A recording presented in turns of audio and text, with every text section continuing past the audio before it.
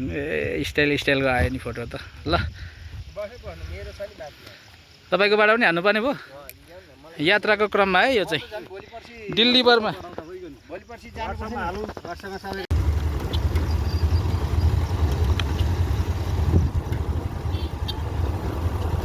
नमस्कार साथीहरू, मेरो च्यानलमा यहाँहरूलाई स्वागत छ। आज हामी नेपालको पूर्व पश्चिम क्षेत्रमा फैलिएको सुन्दर मदन भण्डारी हाइवे हुँदै यात्रामा निस्किएका छौँ। केही समय यही हाइवेबाट यात्रा गर्दै यहाँको प्राकृतिक सौन्दर्य तपाईहरुसम्म पुर्याउने प्रयास गर्दैछु।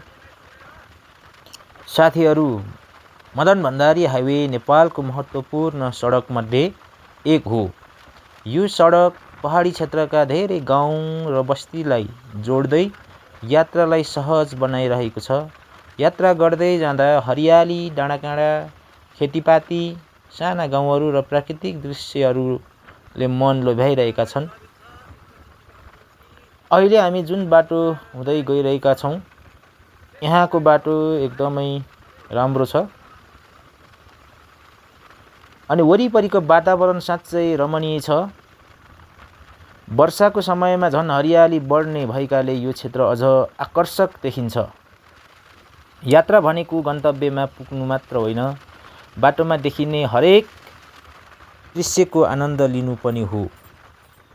त्यसैले हामी हतार नगरी सुरक्षित रूपमा यात्रा गर्दै यहाँका सुन्दर दृश्यहरू क्यामेरामा कैद गरिरहेको छु। बिहानैको समय भएको कारणले गर्दा खासै गाडीको चाप भने छैन। यतिखेर मौसमले पनि साथ दिएको छ, गर्मी पनि छैन, शीतल शीतल मौसम छ, मौसम खुलेको छ, सुन्दर हरियाली डाँडाकाँडा देख्न सकिन्छ, कति सुन्दर दृश्यहरू देख्न सकिन्छ। यहाँ अगाडि खुल्ला वातावरण, चिसो चिसो हावा चलिरहेको छ। अगाडिको दृश्य धेरै मनमोहक देख्न सकिन्छ है साथीहरू। रमाइलो यात्रा हुँदैछ हाम्रो बिहानै। हामी बिहानै हिँड्नुको कारण पनि यतिखेर बर्खा मासको समय हो नि त। माथि माथि गएपछि अफरोड बाटो हुन्छ। अफरोड बाटोमा अब चिप्लो त्यस्तै हुन्छ हैन, पानी पर्यो भने समस्या हुन्छ भनेर बिहान उग्रिएको समयमा चाहिँ हामी हिँडेको हो। अब हेर्दै जाउँ अगाडि कस्तो के हुन्छ। तपाईहरु निरन्तर हामीलाई पछ्याइरहनु होला, भिडियो मार्फत हेरिरहनु होला। हाम्रो यात्रा चाहिँ अगाडि बढिरहेकै छ। यो बर्खा मासको समयमा चाहिँ अलिक छिटै यात्रा गर्नुपर्ने हुन्छ, किनकि पानी परिहाल्यो भने त अलिक समस्या हुन्छ। पहाडको बाटो चिप्लो अनि यस्तै अप्ठ्यारो अफरोड ढुङ्गै ढुङ्गा हुन्छ नि त। त्यही भएको कारणले गर्दा हामी चाहिँ बिहानै यात्रा तय गरेको। यतिखेर ठ्याक्कै हामी चुवाडे चोकमा आइपुगेको छौँ। यहाँनिर नेपालको झन्डा फरफराइरहेको छ। कति आनन्द आयो कि यो दृश्यहरू देख्दा त झन्। हामी बिस्तारै यात्रा अगाडि बढाइरहेको छौँ। ल है साथीहरू, अब चुवाडेलाई पनि हामीले छोड्दैछौँ पछाडि। यति आनन्दको यात्रा हुँदैछ। माथि माथि पहाडतिर हेऱ्यो भने उत्तिकै रमाइलो दृश्य देखिरहेको छ। अब तराई भेगमा खुल्ला चुरे पहाडहरूमा खुल्ला दृश्यहरू देख्न सकिन्छ भने माथिल्लो पहाडहरूमा चाहिँ अलिक हुस्सु लागेको जस्तो देखिरहेको छौँ। त्यही माथिल्लो चुरे पहाडहरू छिचोल्दै हामी चाहिँ उकालै लाग्नुपर्ने हुन्छ। रोतामाई लिम्चुङमुङको यात्रा अब भनेको चाहिँ धेरै समय छैन। यो हाइवेलाई छोड्ने समय आइसकेको छ है साथीहरू। यतिखेर हामी कालीखोला आसपासमा आइसकेको छौँ।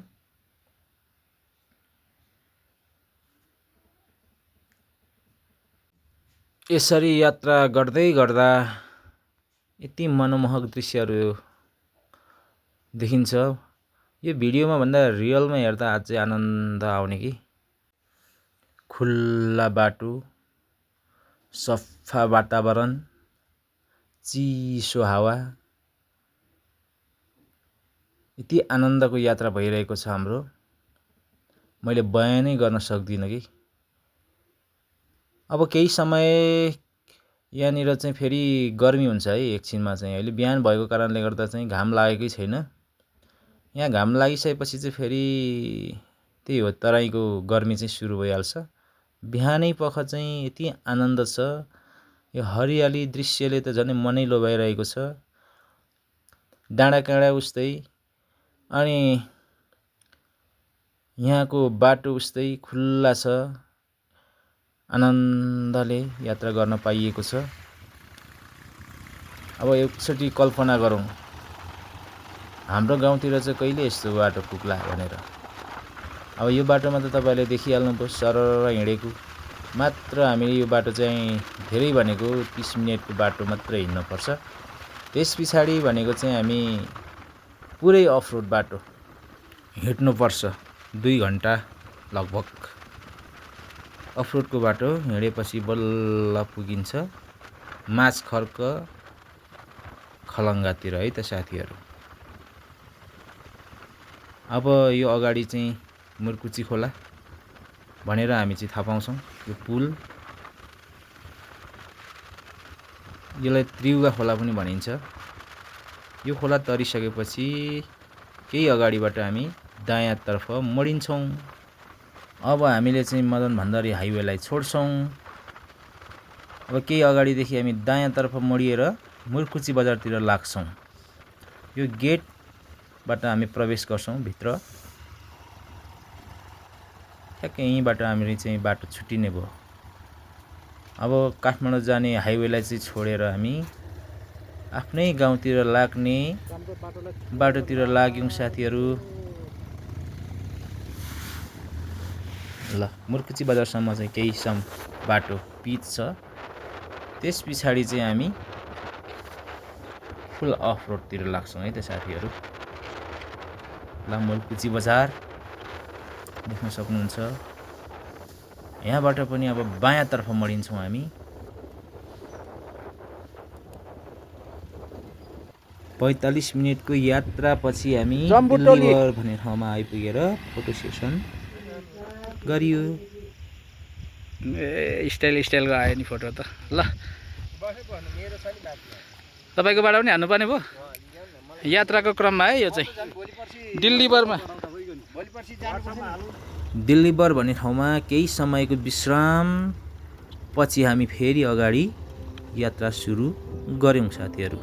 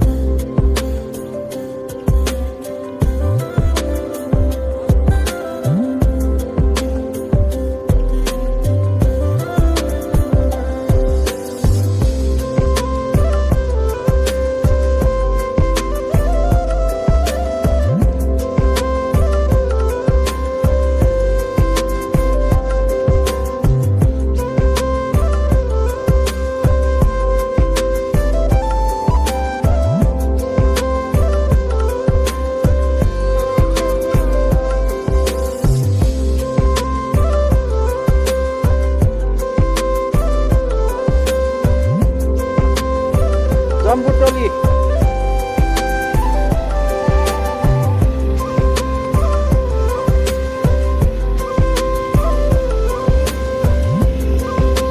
गाईघाटबाट लाग्यो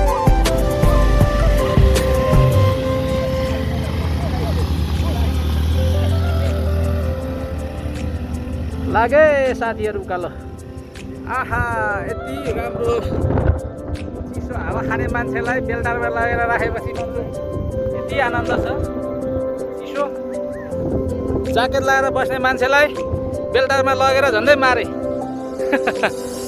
आमा बेलटारमा यति गर्मी थियो आज यस्तो मौसम हुने ठाउँमा बस्ने मान्छेलाई चाहिँ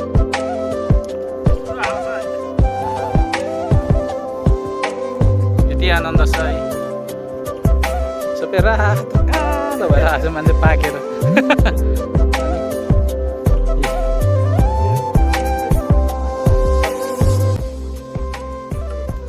भुइँमा राखेपछि लड्दैन नि त यो भिटा पनि भाइरल है फेरि यो भिटामा फोटो खिच्नु है अब एउटा स्वर्गीय आनन्द छ नि त यहाँ पहिला पहिला चाहिँ यो ठाडै हिँड्नु पर्थ्यो भारी बोकेर हिँड्दा त अनि कति जति सरापी उकालोमा यही उकालो हो जानुपर्ने कहाँ मागेर खाएको मागेर कि आफै त्यतिकै खाएको ए